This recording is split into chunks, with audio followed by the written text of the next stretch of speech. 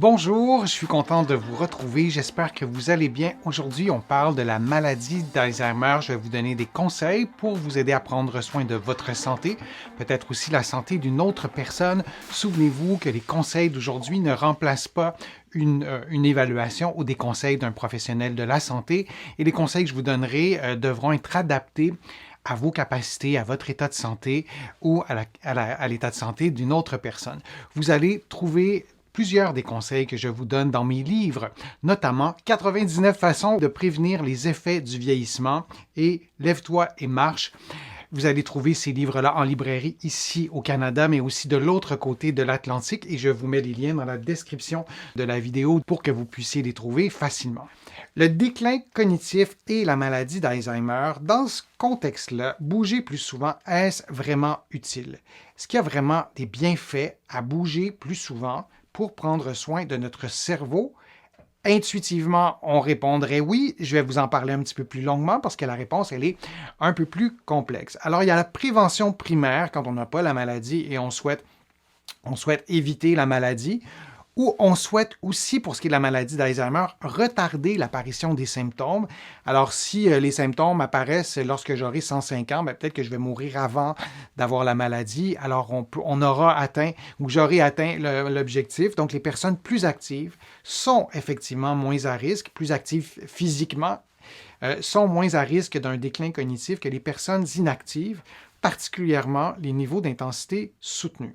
Lorsqu'on parle de personnes actives et qu'on parle d'activité physique, et ça, c'est archi important, on parle d'activité physique d'intensité modérée ou soutenue, c'est-à-dire que lorsque vous faites votre activité, du vélo, de la natation, de la course, de la marche, peu importe, vous devez avoir chaud, vous devez transpirer un peu, votre rythme cardiaque, votre rythme respiratoire doit s'accélérer. Ça, c'est une activité physique modérée ou soutenue, et quand on parle de personnes actives, physiquement, on fait référence à ce niveau d'activité physique, et je ne sais pas pourquoi on continue dans notre société à identifier l'activité physique modérée ou soutenue aux personnes plus jeunes de la société. Et quand on pense aux personnes un peu plus âgées, et je ne mets pas d'âge volontairement, à chacun, c'est à vous de mettre l'âge que vous voulez à l'expression personne un peu plus âgée, mais on en fait moins, on se dit peut-être un peu dangereux. Je reçois presque tous les jours des commentaires, on ne devrait pas courir quand on a plus que 60 ans, je ne sais pas pourquoi on garde cet esprit-là, ces stéréotypes-là qui défient en fait la science. Donc, moi, je vous encourage à rester actif physiquement et à pratiquer des activités d'intensité modérée, oui, ou soutenue. On va y revenir de toute façon. En prévention primaire, toujours. Et là, je vous donne un chiffre. Vous avez les références, toujours dans le bas de l'image. Vous tapez ces mots-là, vous allez trouver l'article tout de suite. C'est des articles qui sont pour la grande majorité accessibles gratuitement.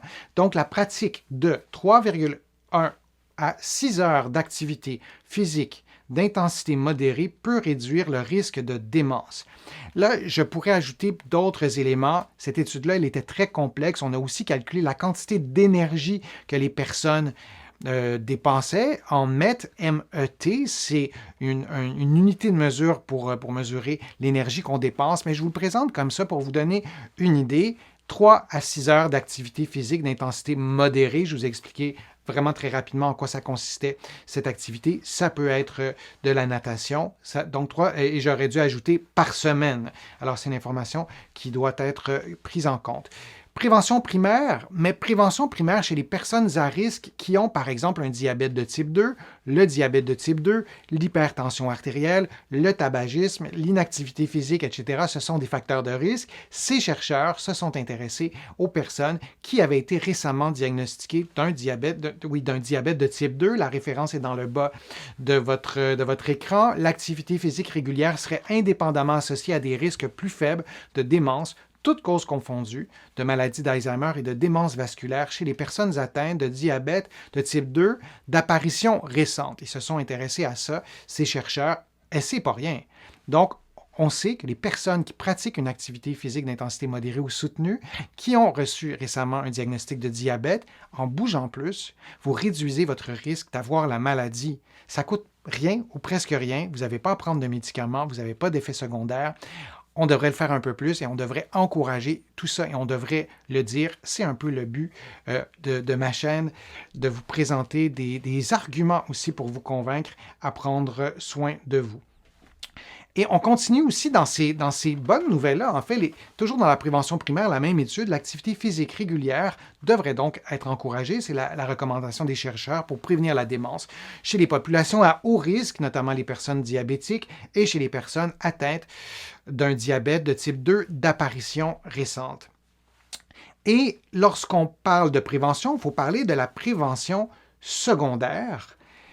Donc, une personne qui a reçu un diagnostic de la maladie d'Alzheimer, qui a de toute évidence des symptômes, est-ce que l'activité physique, ça change quelque chose? Vous vous occupez d'un proche, d'un membre de votre famille qui a un début ou qui est à un stade plus avancé de la maladie. Est-ce que c'est utile de la faire bouger ou de le faire bouger? La réponse, c'est oui. Je vous encourage à le faire de façon sécuritaire, évidemment. Et ces chercheurs, c'est une autre étude que je vous présente, conclut en fait qu'un programme d'activité physique de 2 à 5 mois, donc on veut le faire durant quelques mois, ce n'est pas une journée ou deux, serait bénéfique pour l'amélioration des fonctions cognitives, des symptômes neuropsychiatriques, par exemple les troubles de l'humeur et de la qualité de vie chez des personnes atteintes, comme je vous le disais, de la maladie d'Alzheimer. C'est pas rien, ça non plus.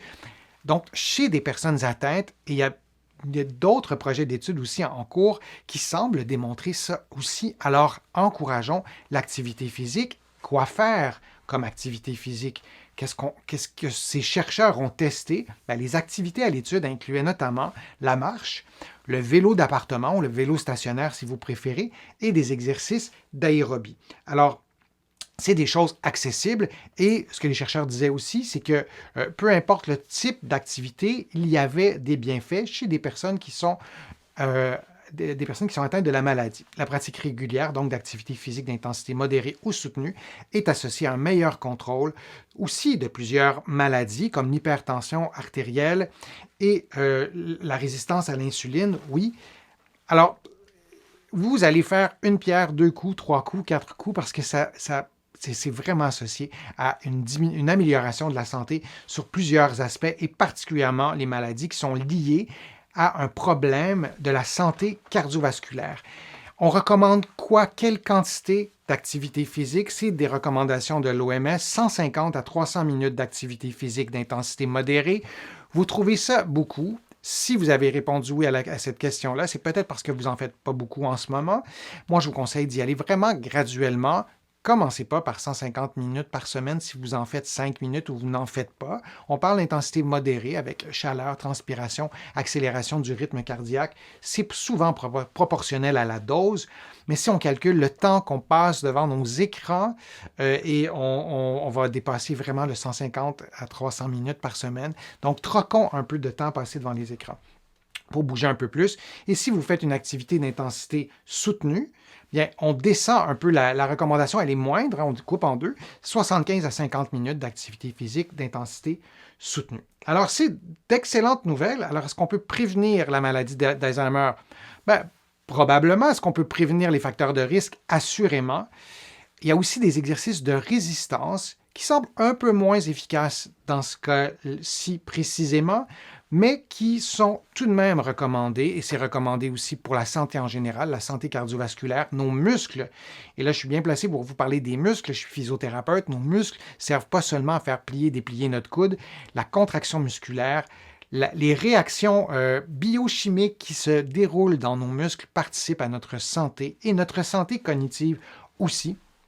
Le cerveau ne fonctionne pas en vase clos, donc il y a un lien avec la santé musculaire et la santé du cerveau.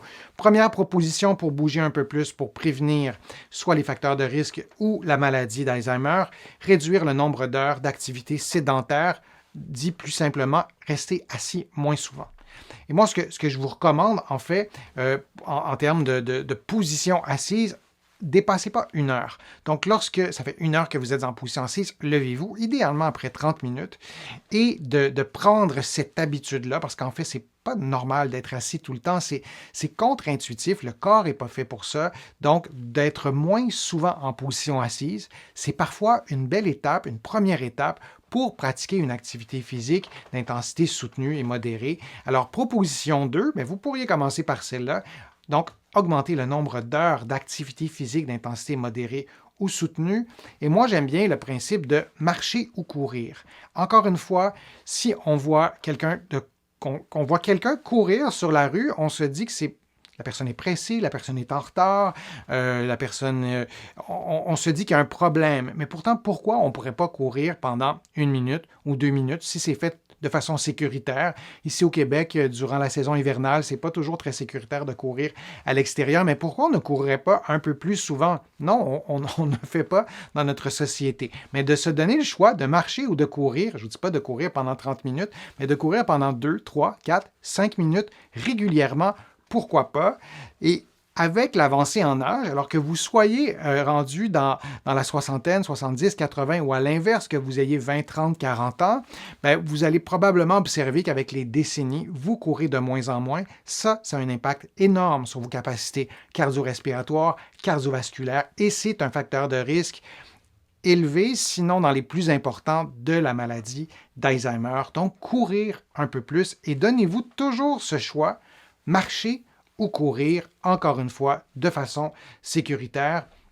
Et il y a un mot aussi que je veux vous dire tout de suite, c'est d'y aller de façon progressive. Si vous n'avez pas couru depuis longtemps, si vous avez un problème de genou, évidemment, là, c'est la loi du gros bon sens, allez-y progressivement, mais de marcher ou courir et de choisir parfois l'option de la course, ne serait-ce que quelques pas, ça peut être intéressant. Il y a d'autres façons aussi de faire une activité physique plus régulièrement. Et là, je pense à vous ou à certains de vos proches, des membres de votre famille qui ont des problèmes de mobilité et qui se sentent souvent exclus dans mes recommandations de bouger un peu plus. Alors, je vous présente des exercices pour bouger un peu plus de façon plus intense là, que seulement de marcher à l'intérieur de la maison. Alors, de faire des exercices avec les bras, ça peut être intéressant de le faire. Vous allez en trouver sur ma chaîne des programmes d'exercices qui se font en position assise. Alors, quand vous bougez vos bras comme ça, à une certaine vitesse, il est fort probable que votre capacité respiratoire soit sollicitée, votre cœur va battre plus vite, vous allez probablement avoir un peu chaud et allez-y progressivement. Faites 5 minutes, 10 minutes, assurez-vous que vous respectez les contre-indications médicales qu'on vous a données, par exemple. Mais c'est une façon de faire des exercices en position assise. Il y a plusieurs personnes qui suivent ma chaîne qui sont en fauteuil roulant. Alors, c'est quelque chose que vous pouvez faire aussi. Alors, c'est une façon de faire et vous y allez progressivement. Il y a une autre façon de faire des exercices en position debout. Vous voyez à gauche de faire des rotations ou de faire de prendre la position de la génuflexion ou de faire des fentes avant. Lorsque vous contractez les gros muscles de vos cuisses, les muscles du tronc, ça demande de l'énergie et souvent, ça stimule nos capacités cardio-respiratoires. Alors, c'est une autre façon de le faire. Vous pourriez prendre un poids dans votre main aussi quand vous faites les mouvements de rotation. Ça sera un peu plus facile. Et si vous voulez le faire avec une personne qui est au lit ou en tout cas qui se mobilise difficilement, bien, vous pourriez faire un exercice peut-être qui ressemble à ça. Vous pourriez c'est un exercice pour les abdominaux. Vous allez le trouver sur ma chaîne. Vous pourriez modifier cet exercice-là pour que ça soit plus simple pour la personne ou pour vous, mais vous pourriez réduire l'amplitude des mouvements, par exemple. Vous pourriez vraiment ajouter de faire plein de modifications, mais quand on bouge les bras et les jambes en même temps, même si on est couché sur le dos, ça active le système cardiovasculaire, ça stimule les muscles et on peut, de cette façon, augmenter notre niveau d'activité physique et, de toute évidence, ça a un effet immense sur ces risques de la maladie d'Alzheimer. Il y a un effet protecteur à tout ça. Et moi, je vous encourage vraiment à bouger plus souvent. Et dans notre société, il n'y a pas tant d'éléments qui nous encouragent à le faire. On est souvent en position assise, on se déplace en voiture. Il y a vraiment une longue liste d'activités sociales. Nos villes sont structurées, sont construites aussi autour, par exemple, de la voiture. Donc, il faut faire un petit effort additionnel, je pense, pour se réapproprier le fait de courir, par exemple, ou de faire plus d'activités physiques. Et souvent, on y prend goût, on adopte ces nouvelles habitudes et c'est bon pour notre santé mentale, pour notre santé physique et pour notre morale aussi. Je vous remercie de votre présence, d'être là sur ma chaîne. Je suis toujours ravi de lire vos commentaires, de répondre à vos questions. J'espère que les informations que je vous ai transmises aujourd'hui vous ont été utiles. J'espère que la maladie d'Alzheimer sera quelque chose de peut-être un peu plus familier en quelque sorte pour laquelle on peut faire des choses nous-mêmes aussi, de consulter son médecin parfois plus tôt. Vous allez trouver beaucoup d'informations aussi sur les fonctions cognitives, sur les liens entre la santé physique et la santé mentale dans mon livre 99 façons de prévenir les effets du vieillissement et dans mon livre aussi Lève-toi et marche. J'ai écrit d'autres livres. Vous le savez, vous allez les trouver facilement en librairie partout au Canada, mais aussi de l'autre côté de l'Atlantique et notamment à la librairie du Québec à Paris. Je vais vous mettre le lien dans la description de la vidéo. Vous pouvez aussi vous abonner à mon site web gratuitement, le www.denisfortier.ca. Vous pouvez vous abonner à l'infolettre, à des courriels thématiques. Tout ça est gratuit et je suis toujours aussi ravi de vous acheminer toutes ces informations-là. Et vous pouvez aussi contribuer à ma chaîne en cliquant sur le petit cœur sur YouTube. Vous pouvez le faire maintenant. Sans vos contributions, je ne parviendrai pas à vous produire autant de contenu. Et si vous avez contribué, je vous remercie vraiment très sincèrement. J'espère de pouvoir vous revoir bientôt sur ma chaîne et je vous dis à très bientôt.